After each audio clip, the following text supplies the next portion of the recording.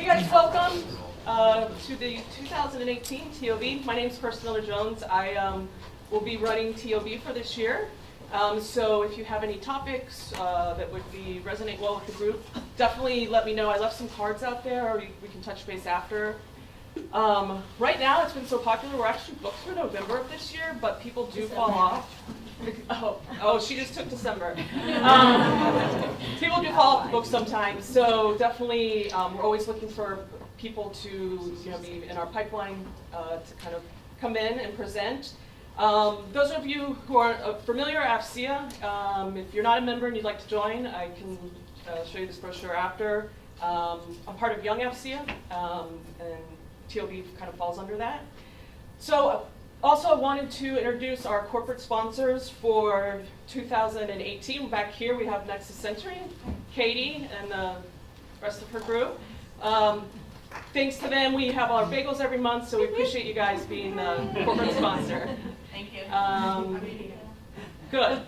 Sorry, there's no cream cheese. There was a recall at Panera, so let's keep everyone, probably best not to eat it. All right, that being said, I want to introduce Jim here at ESI. Technically, we always have our presentations over at the Praxis building, just because for consistency, but Jim was nice enough to reschedule and host it here. So I'm just going to hand it off to Jim for the presentation. All right. So yeah, I'm Jim Cannaliato. I work here at ESI. This talk is entitled Data Science in AWS, and I'll explain why I put it that way in a minute. So who am I? I'm the Director of Research and Technology here, and Certified Solutions Architect. How many people are in the room a Certified Solutions Architect? Anybody? I'm the only one? Okay. I thought there'd be a few, but all right, that's good. So you'll learn a lot today. I was when I worked at Leidos, I was a technical fellow, and then just a couple of months ago, I went down to a hackathon at the IITSEC conference. IITSEC is like a modeling and simulation conference, and they had a competition there, and I was part of the winning team. So that was fun, and I actually will go into some of the stuff that I did for that. And get into, because I used Amazon for that, so it'll be interesting. Okay, so yeah, what is this talk actually about? So I kind of struggle with the title because there's so many words, right? I mean, data science and machine learning and deep learning and neural networks and data mining and blah blah blah. And so this Venn diagram I found sort of expresses the problem. And notice that the data science, or the red circle there, it pretty much intersects everything. So I figured if I use that in the title, I'd be covered, no matter what I talked about. Because it even has, mathematics and statistics and computer science and neurocomputing, everything's in there. However, the way Amazon does it is they have a collection of services that they all use the title machine learning. So they have this category, machine learning services. And the thing that's confusing about that is there's also a service that Amazon offers called machine learning. So they have both a service and a category. And there's about 10 services under that category. So that's what I'm going to talk about, is all the services at Amazon under that category. And here they are. So anything with a little asterisk on it was just recently added back at Reinvent. When is that? Late November, something like that. So they literally doubled the number of machine learning services that they offer a couple of months ago. So I will go into all of those, and now obviously I can't get into like super detail on all these because we only have so much time, but a few of them I'll dive into, most of the ones that I play with and the ones that are my favorites as well. So let's get to it. So my favorite service is Amazon Recognition, and what it does, and this is the one I used at the hackathon too, what it does is you give it an image and it will process it for different aspects of that image. So you can do what's called object and scene detection, which basically says what is in the scene and possibly what activity is going on. So if you had a picture of someone on a skateboard in a cityscape, it would probably say skateboard person. It might identify the gender of the person using the skateboard. It might say street and buildings, basically identifies what it sees. Facial analysis is a service that it just detects all the faces that it sees in the image, and it also will tell you things about the face, like are they wearing glasses? What is their facial expression? Is it happy, sad, confused, whatever, asleep? Face comparison and recognition, you can take a collection of face images, you upload them into AWS. It creates what Amazon calls a face collection. Then you can hand it images, and it will tell you whether any of the faces in your collection are in the picture. There's a police department in Oregon which took 300,000 known convicted felons and loaded them into Amazon Recognition.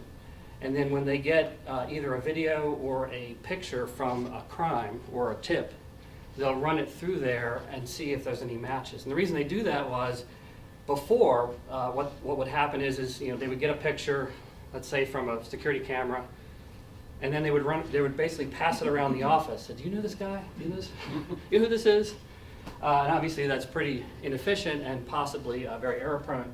And in fact, they have caught people with this. So there was one case where a guy went into a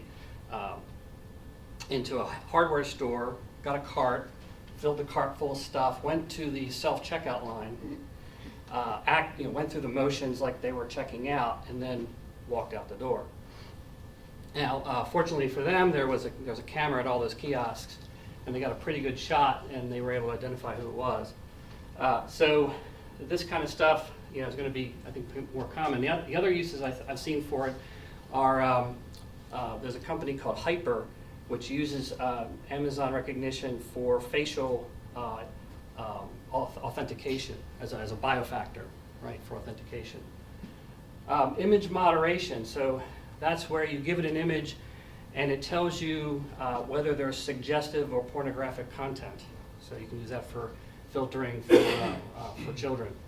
Text extraction. Basically it's OCR, so it looks at the picture, it identifies any text there and then tells you what that text is. And then celebrity recognition. So the example on their website is Jeff Bezos. So you will identify Jeff Bezos. And I have some examples of this because I was kind of curious, how do they define celebrity? What does that really mean? And then at Reinvent, they actually added a video capability. And I actually could have used that at the IITSEC conference Hackathon. Basically, you can now give it video and it will characterize the video stream for some of these things. It won't do all of them. It does object and scene detection. It does facial analysis. And I think it does image moderation and celebrity recognition, but it doesn't do text extraction. So it doesn't do them all, but it does a lot of them.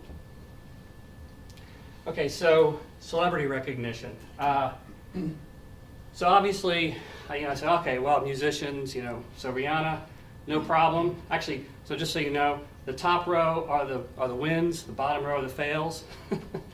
So front face of Rihanna was fine, but with her turning her head and her head up in a different style, it didn't recognize her.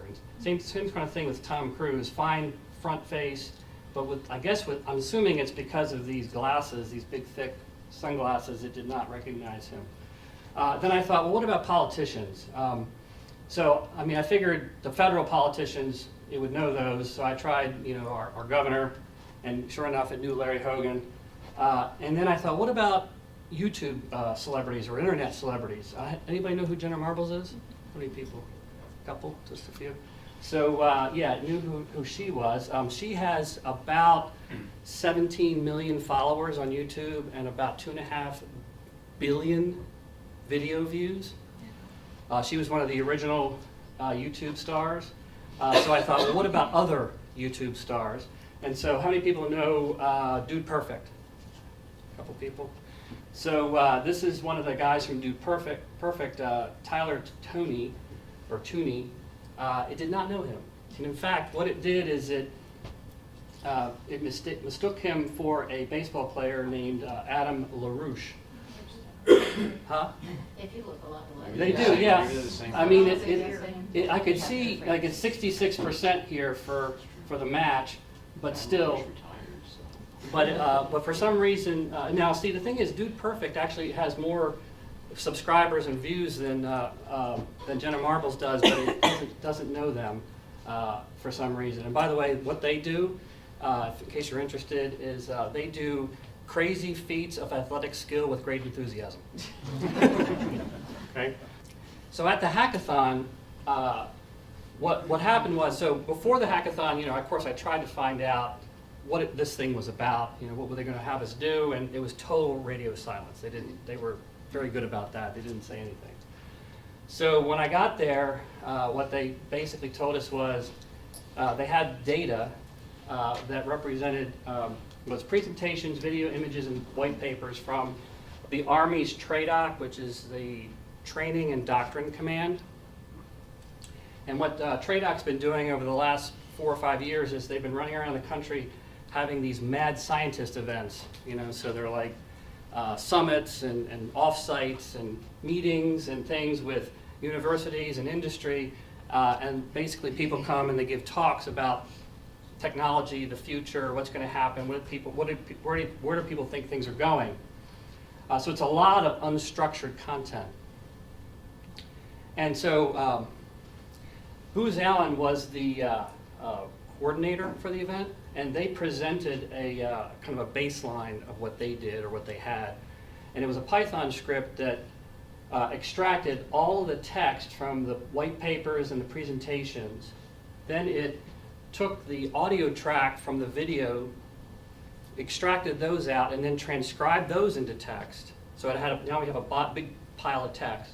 Then it took all that text and it did a topic analysis on it, and then displayed the topics using word clouds. So that was their baseline. It took 12, 13 hours for that to run. So they said, look, here's what we did, do something better, interesting, whatever. And we had literally 50 clock hours to do it. So what I did is I looked at it and I was like, okay, not really doing much with the video. And in fact, there were a number of the videos which did not have an audio track. So they were essentially ignoring those completely. So I thought it might be interesting to see what I can do with the video and maybe use Amazon recognition to do it. So I took an image from one of the videos and just ran it through the scene detector and the text detector. So you can see here on this scene detector, it identified the fact that it sees people, there's an audience, it detected that, the crowd, and that somebody's giving a speech. So that's pretty interesting. So it kind of sets the context of the environment. And then on the right, it pulled out the name of the person. To actually miss the, so it says humor dimension instead of human, but it almost got that right. 2025 and beyond. Individual, where is that? Oh, it's right here. Individuals there, and then TRADOC, which is there. And so these numbers are the confidence factors as well. So this actually is a fair amount of interesting information. I mean, here I've got the speaker, I've got the topic, I've got the sort of the context of it, TRADOC. So I thought, well, that's pretty good. So what I did is I wrote a script which went through all the video and snapshotted every 20 seconds every image. It was about 2,800 pictures, and then I ran them all through Amazon recognition using both of these, the scene detector and the text detector. And then I collated the data, and then this is essentially the labels from the scene detector and the most frequent labels. So you can see here, you get people, person, crowd, audience, speech, sort of up at the top. So that tells you there's some sort of talk going on or talks going on. Down here you see soldier, military uniform, army. So you kind of get the sense that there's a military component to this, and that's probably That's probably about it, but still, it's kind of neat that you sort of get the context of what these videos were about. Now, and then if you look at the text, do the same thing, you actually see, you know, Mad Scientist, you see Beyond 2025, TRADOC, the Army comes up again, cognitive learning, science and technology, so you get a sense for the topics of what's going on. So that's pretty cool. It's sort of a high-level summary of what it was about. But then I dove in and I looked at the more, instead of looking at things by frequency, I just looked at, well, let's look at the one-offs and see what those tell us. Jim, why are some in all caps and why? Because that's the way it was listed on the video. Yeah, it just happened. So the case is preserved by Amazon recognition when it looks at the picture. So here, these are some of the interesting phrases found by looking at just these images, these snapshots from the video. So I get a lot of the topics of some of the things that they were talking about, and I even get people's names, which I'm assuming are these are probably the speakers and some of the people who are in the various fields that they're interested in. And so what was really neat about this is that I didn't look at the presentations, I didn't look at the papers, I didn't look at the audio. This was just from snapshots of the video, and a lot of data, a lot of information was extracted. I think my feeling was, and they were impressed with this, my feeling was that this was sort of an unexplored area. You know, most of the analysis does look at audio and text, because that's where a lot of the capabilities are, but this is something that could be expanded on in the future. So for example, instead of taking 20-second snapshots, do something intelligent like look for a change, look for a scene change that was significant enough that you take another snapshot and do it that way. All right, so that's enough about Amazon recognition. So now I'm going to talk about some of the other services. So everyone's familiar with the Amazon Echo, hopefully. How many people have Echo? Just less than I thought it would be. So the Amazon Echo is powered by Amazon's audio assistant or speech assistant called Alexa. And you can develop applications, they call them skills, for Alexa. And then any Alexa-enabled device will be able to run those skills. So it's sort of a way of expanding the capability of your Echo or whatever device you're using. The development environment for that has two parts. One part is take the speech, turn it to text, and then process it. And the other part is generate speech and convert it back into voice so you can speak back to the user. So what Amazon did is they took those two pieces and they made them AWS services. Okay? So the first part, take the speech to text to process, is called Amazon Lex. The second part, which I'm going to talk about in a minute, is called Amazon Poly. Okay, so with Lex, you can actually create what they call conversational interfaces. So it's not just voice, whereas Alexa is just voice. You can even do SMS text, or you can do chat, online chat, something like that. And what happens is as people either speak or type sentences, they call those utterances, the application you develop will interact, figure out what the user is saying, and then respond to them. And the development model for Lex is actually almost identical to the development model for Alexa. So you can instead of calling them skills, they call them bots. But you can build applications which operate this way, and this may be where the world goes. Some significant percentage of apps may end up being conversational like this. Instead of pointing and clicking or tapping, you just speak what you want, and it talks back to you and does it for you, right? That's probably where things are going to go for, maybe not for everything, but for something. Jim, Yeah. I have a question. Yeah. When you develop this app, is it just for your Echo then? No. Well, Okay. so when you first develop it, it is, right? So when you're in a development mode, you basically say, I want to test this on this Echo device. But then you can submit it to the skill store, the Amazon skill store, and then they go through a series of certification tests or whatever, and they look at it.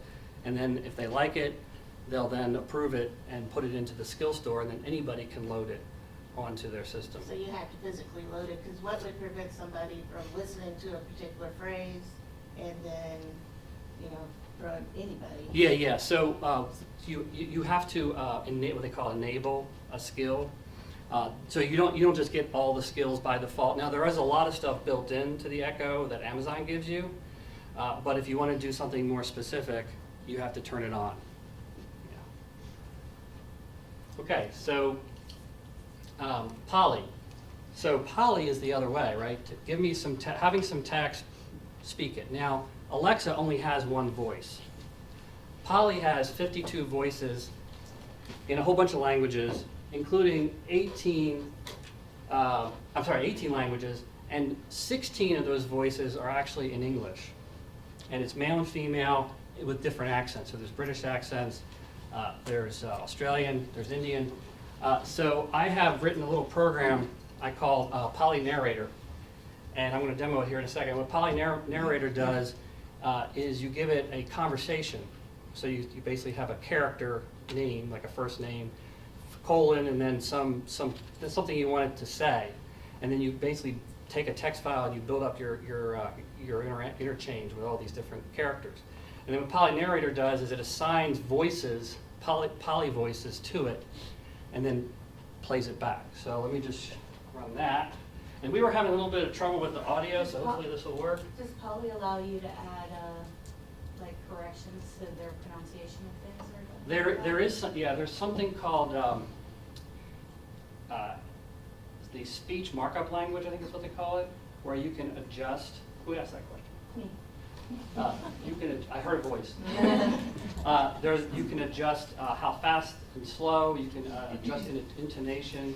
So there is a way to do that. Like an accent, like if they accent. I don't know how far you can go with it. Like if you can completely alter the voice, I think you can change like minor aspects of it, like where the accents are, so to speak, and how fast they speak, and where the, and I've done some of that, but I don't think you can take a British voice and make it a French voice or something. The first thing I'm going to do is I'm going to just play all the voices. Let's just see how this sounds. Geraint. This is Matthew. This is Justin. This is Joey. This is Brian. This is Russell. This is Joanna. This is Aditi. This is Sally. This is Kimberly. This is Kendra. This is Ivy. This is Ravina. This is Emma. This is Amy. This is Nicole. So those are all the voices. So I thought, Countries? huh? You ask people to guess what countries are. But I heard Indian, Australian, British, And little kids. other. Right. So then you can give it little. All students, introduce your name and hobbies. Boys first. My name is Jack and my hobby is watching the moon. My name is Stephen. My hobby is watching the moon. My name is Patrick and my hobby is watching the moon. Good. Amazing that all the boys have the same hobby. Now it's the girls' turn. Hi, my name is Moon. One more. I like to change the voice on this one to maybe Russell. Russell's the Australian. How much milk do these cows give? Which one? The black one or the brown one? The brown one. A couple of liters per day. And the black one? A couple of liters per day. Oh, okay. What do you give them to eat? Which one? Black or brown? Black. It eats grass. And the other one? Grass. Why do you keep asking which one when the answers are the same? Because the black one's mine. Oh, and the brown one? Well, it's also mine. So you could imagine a time in the not too distant future when you could take a book, right, and run something like this on it and narrate the whole book with different characters and different voices and everything else. Blue Ocean does that. What's that? Blue Ocean does that, but it's one voice. It's really annoying. It's an annoying voice. Are these better? You can tell it's computer. This sounds like a perfect. It's pretty good. It's pretty good. I love the fact there's different accents and different, intonations and things like that. Now, obviously, the emotion's still not quite. I mean, it's like getting it started, like it's like a little bit there, but that needs more work. But I think they're going to get there, right? And then you'll be able to do all kinds of interesting things. Jim, I had another question. Yeah. You have to be connected to the internet to use these services? In this, yeah, a lot of almost all of the servers. I'll talk about one where you don't, but almost all of them, yes. Say what? It goes back to the cluster. It doesn't do any local computing. It can't. Yeah, so like the Poly Narrator, it's a Java program that runs on my laptop, and then to do this voice conversion, so I give it text, and it goes up onto the internet, into the AWS cloud, essentially, to their servers. It processes it, does the translation into basically an audio file, and then I get the audio file back. So yeah, you have to be connected to the internet. And the Amazon Echo is the same way. So no closed networks? That's okay. So you're talking about running this inside the skiff. Is that what you're getting at? So there is C2S. And C2S, I mean, it doesn't have, one of the problems with C2S is it's behind where AWS is in terms of services. And Amazon is trying to take priorities and figure out what they're going to put in next. But Poly's not, I'm sure Poly's not there. I don't even think Lambda's there yet. So. Lambda's actually is there. Oh, it is there now? Okay, that's good. Yeah. So yeah, they're working on it, obviously. But the pace of the commercial AWS is ridiculous. I mean, it's just, they're constantly adding things to it, so. Okay, so the next service is called Amazon SageMaker. So one of the things that I noticed a few years ago when the whole data science craze started is that the people who were doing the work in data science were using pretty primitive tools. I mean, R was sort of the one everyone would point to. And compared to what we have in software development, I mean, we've got sophisticated IDEs, we've got automated build systems, automated deployment, testing services and tools. We've got CM. I mean, it's just a whole suite of tools now that software developers have to build sophisticated applications. Data scientists had R, pretty much. I mean, so, and then later on, Jupyter came along, which was more for Python, although I think it supports R as well. So it was people were starting to try to improve the situation, but still, you didn't still have a rich environment, a rich development environment. And so what SageMaker is, it's essentially Amazon's answer to that problem. What they provide is first of all, you get what's called a managed Jupyter notebook service. So if you want a Jupyter notebook, you just go in and you pick the size of the instance you want, you click go, it configures it, it runs it, it gives you a link. Once it's running, you click on that link and you're in. So you don't have to install anything, you don't have to worry about, like if you were trying to run things on your laptop, let's say, and you didn't have enough memory, you could solve that problem by just launching a bigger instance in Amazon. Once you have Jupyter running, they have a series of built-in algorithms and services to connect to different frameworks. So they've got Spark, Gluon, Tensorflow, and MXNet already built in.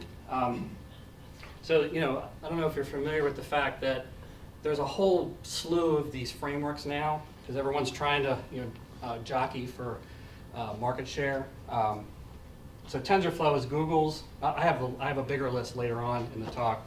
But MXNet, that's the one Amazon is backing. Gluon is a consortium between Amazon and Microsoft, and of course Spark is the open source Apache Spark project. So anyway, these are the ones that they currently support with SageMaker. And one of the things that's nice about this is that, okay, let's say you've got, you develop your model and you kind of have it working in Jupyter, but now you need to train it on 100 terabytes of data. You're not going to do that on the little instance that's running Jupyter. you're going to need to use the power of the AWS cloud to do that. So they have ways of, basically you just tell it, or here's my data in S3, here's my model, go train. And it automatically will spin up instances in Amazon to process all that data for you, right? Then you get your model back, and then you say, okay, now I need to tune it. The thing about tuning these models is that it's kind of an art, right? And it's kind of, sometimes it's hard to get the exact set of parameters. So again, you can use the power of their cloud, and you can fire up, let's say, a dozen, I'll call them directed pseudo-random tuning jobs, right? So they both go off in different directions, trying different paths through the tuning parameters, and they basically evaluate the performance of the model, and you'll get a report. It says, here's all the runs, and here's the best one, right? So then you kind of can grab those parameters and say, okay, here, I've trained my model, I've got the best parameters, now I want to deploy it into production.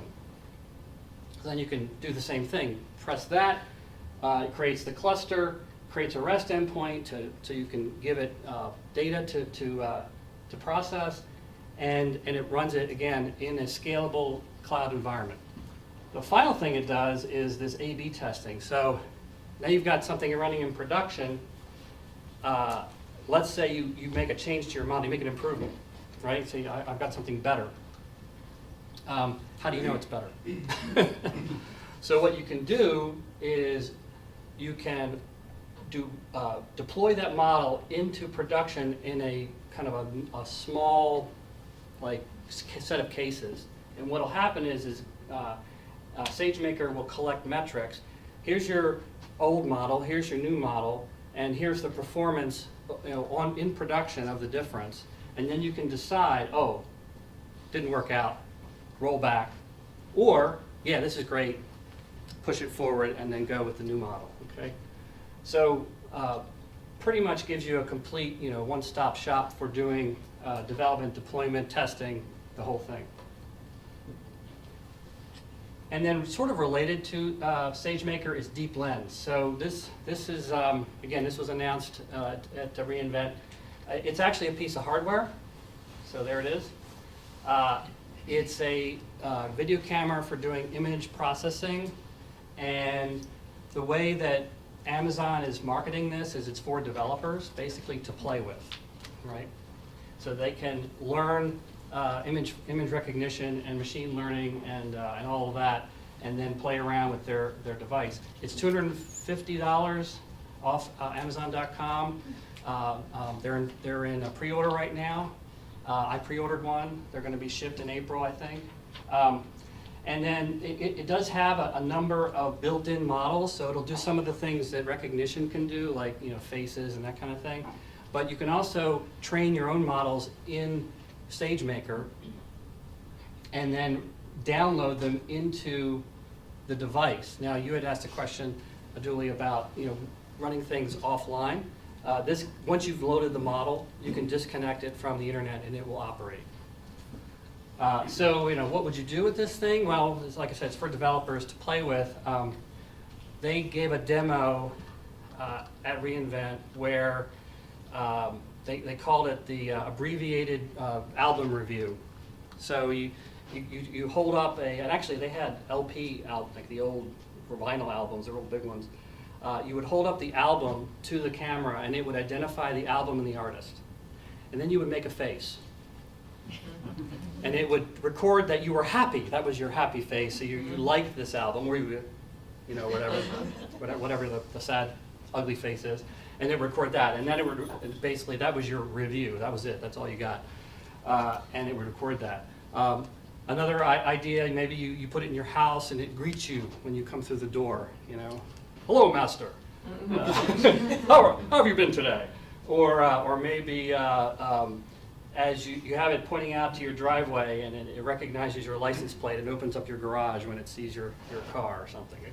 Whatever you think you could do with it. Have you seen, Jim, those Google cameras that are advertised that are on all the time and they snap interesting pictures automatically? No, I have not seen that. Yeah, so that's probably the similar. You can make one of those too. You can Yeah. develop, how much are those?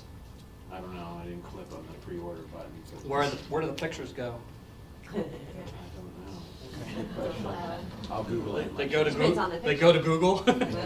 They put it into Street View or something. What's happening in their house? That's right.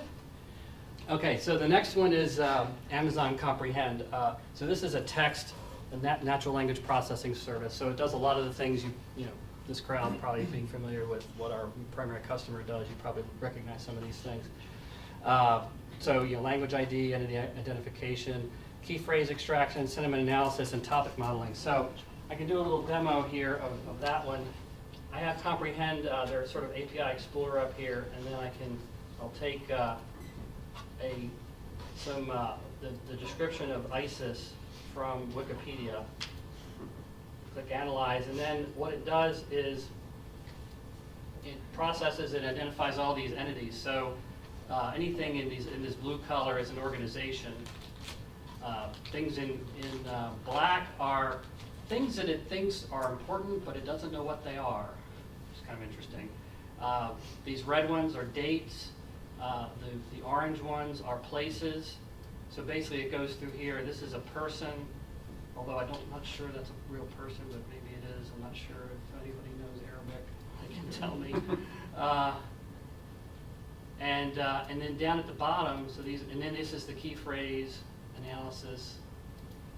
So it identifies different phrases it thinks are significant, the language, and then the sentiment, which basically says this is a neutral sentiment. Now, I went on to Rotten Tomatoes and I got some reviews of The Last Jedi, and I just wanted to see how it performed on those. So here's a negative review.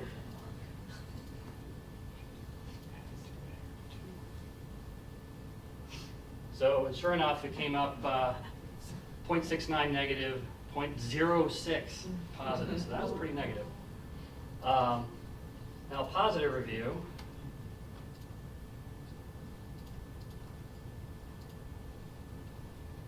Okay, so that's pretty good. And then it actually did a pretty good job on the entity extraction, I thought as well. It even got Obi-Wan as a name.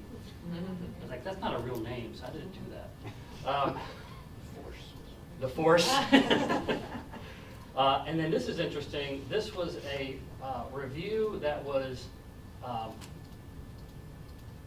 just show it to you here. So it has a negative sentiment, which is correct if you read it, but it had 4 stars, 4 out of 5 stars in the Rotten Tomato rating. So one interesting application for this would be to find those kind of anomalies. I mean, companies use sentiment analysis, to process Twitter feeds and other online, online references, so that they can kind of keep track of, how people feel about them. Maybe identify disgruntled customers and reach out to them, maybe, and try to fix whatever's wrong. But it seems like it's pretty useful.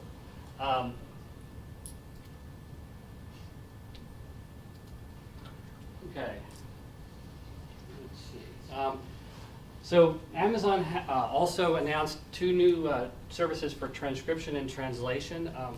Now, Google Translate and transcription services have been around for a long time. I think IBM also has services that have been around a long time. So I guess they're deciding they need to do this just sort of to round out their offerings.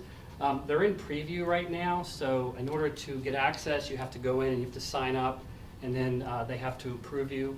It takes like a week to get approved, so surprisingly. So the basic idea is what you would expect, basic. And I think they're only doing for transcription, it's just English and Spanish right now, and I don't remember the translation languages. But it's like I said, it's a new service. I actually could have used this at the hackathon. 2 more. So Amazon Machine Learning. So again, I mentioned earlier at the beginning that there was the machine learning category, and then there was the machine learning service. So this is the service. And it's a wizard-based learning service.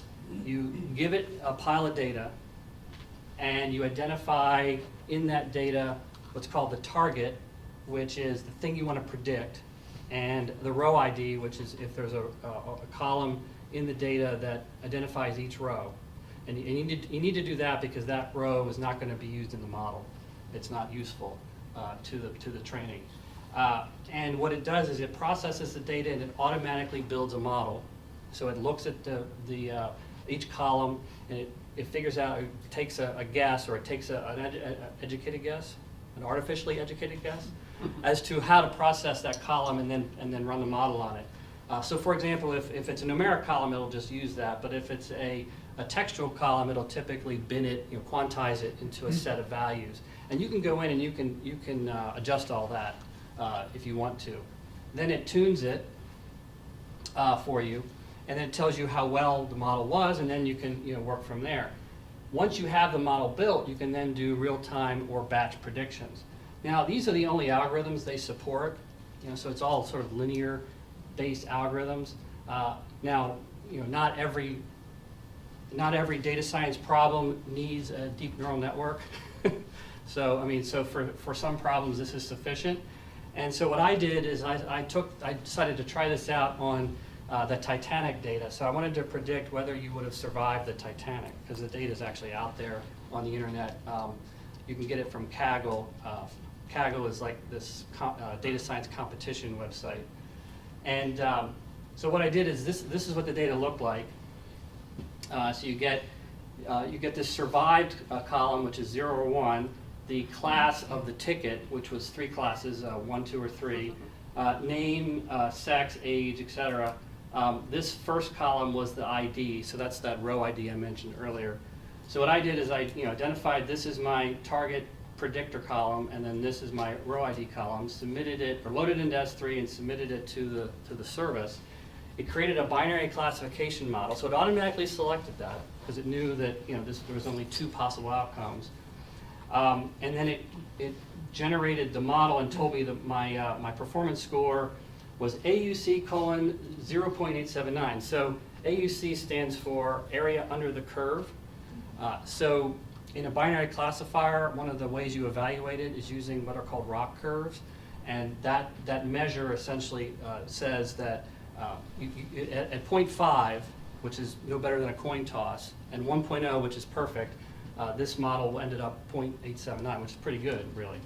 Now, I can show you, you can evaluate the performance using this page here, and I will show you that right here.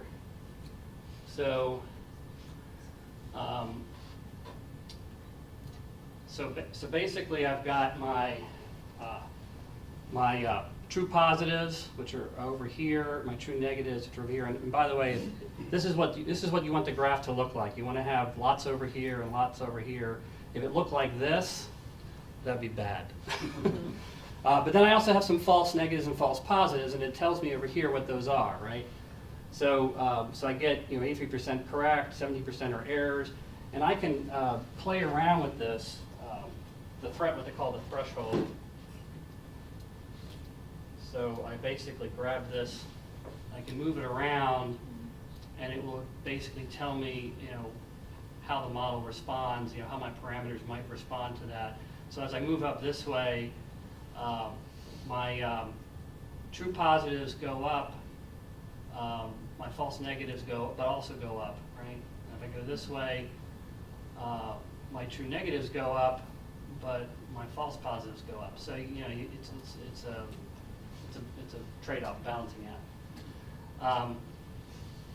So I can also do some real-time prediction. So if I take, let's say, I got some data here. So this is a 2-year-old male passenger.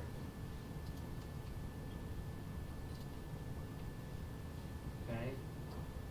So had a second-class ticket, 2 years old, great prediction, and the model predicts that that passenger would have survived, so thank God for that. However, here's a 14-year-old male passenger.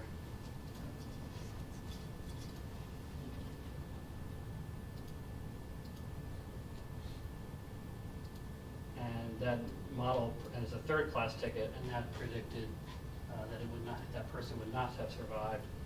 And then one more, I'll do let's say, let's do the next one here. This is a 45-year-old female with a third-class ticket, and it predicts survival. So, in case you're wondering, I dug into the data more, and there are 3 factors. Really, the first 2 are the most dominant. The gender and the class ticket you had. The age was a distant third. If you were very young or very old, you tended to survive. But otherwise, if you were a female with a first class ticket, you were in pretty good shape. You really were. And even the second class wasn't terrible. You get down to third class, 50-50 maybe. And in fact, with the children, minors, anyone who was a minor was about a 50-50 survival rate. If you were male, obviously if you were third class or second class, you were in trouble. And in fact, if you were, even with a first class ticket male, you still had a lower chance of survival than a female with a third class ticket.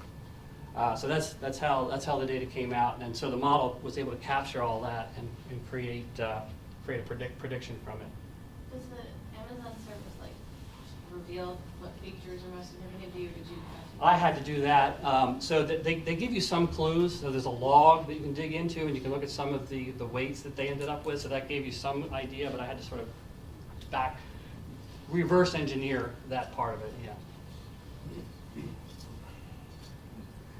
So final service is the deep learning AMIs. So a lot of stuff I've talked about here is built into Amazon, and they do a lot of stuff for you. Okay. In this this particular case, this is almost DIY. So what an AMI is an Amazon machine image. It's a virtual machine image, and you can take that and run it in an EC2 instance.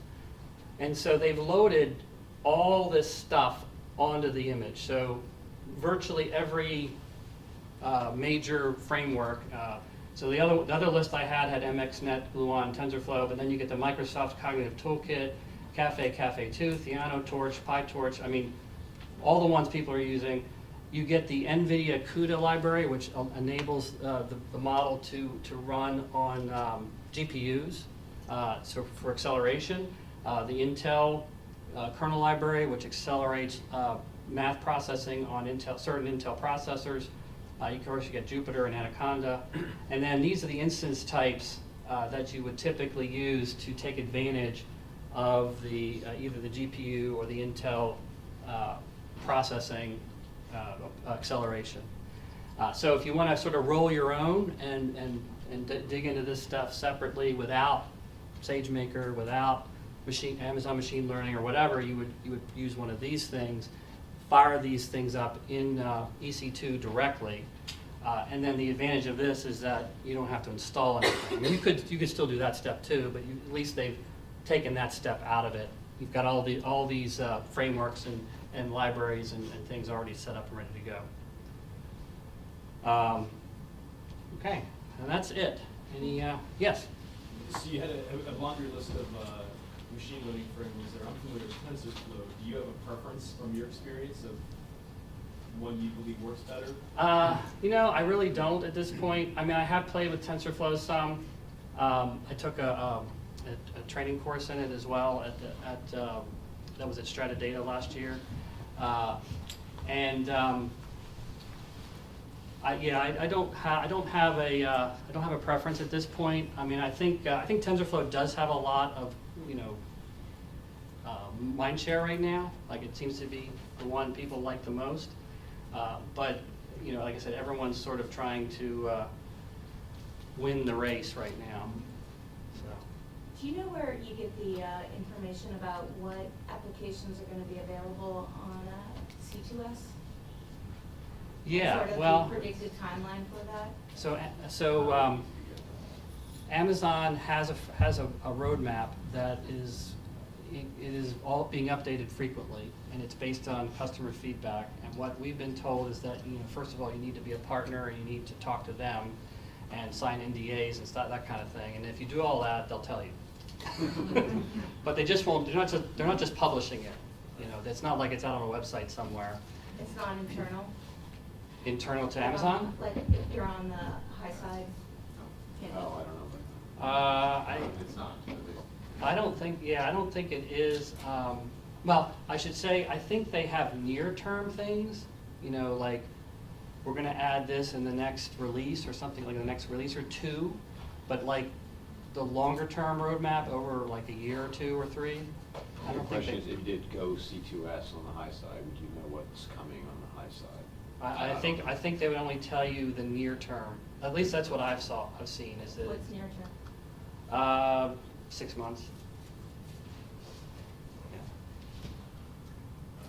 So, I think the resources, you know, are limited, so they keep, like, all the stuff that AWS has in it, I don't think they're gonna put all that into, like, if you go into, onto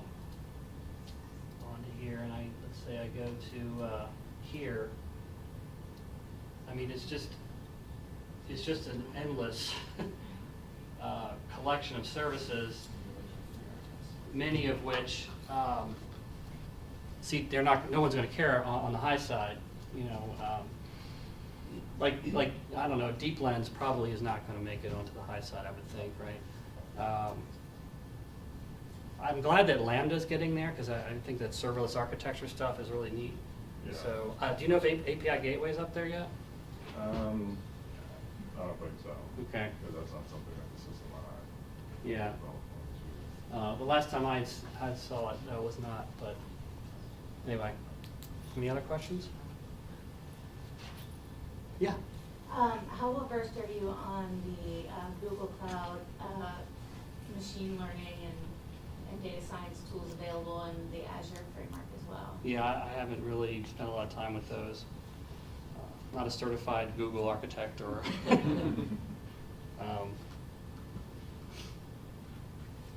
Are you? No, but we used to have a Microsoft guy sit next to us, and he's like, Azure, you know. Yeah, I'm your partner.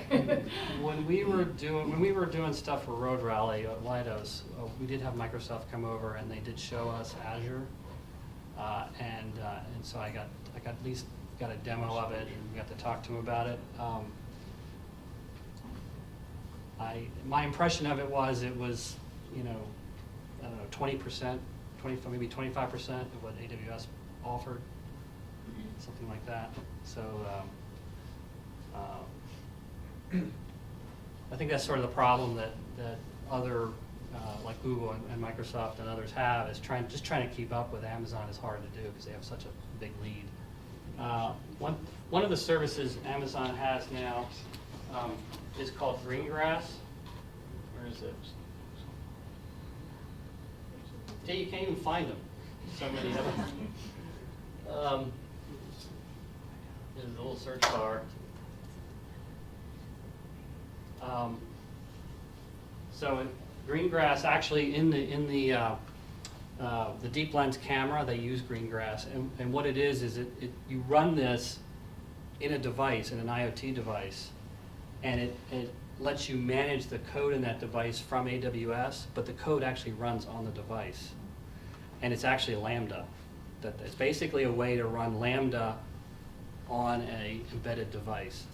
So, and then even disconnected, it can operate disconnected from the network. So that's probably the closest thing to running off-prem, or off-cloud, on-prem, off-cloud, on-cloud, whatever, that they have right now. So. Can you talk a little about like pricing for some of this? Like the stuff you did for the hackathon, running all that?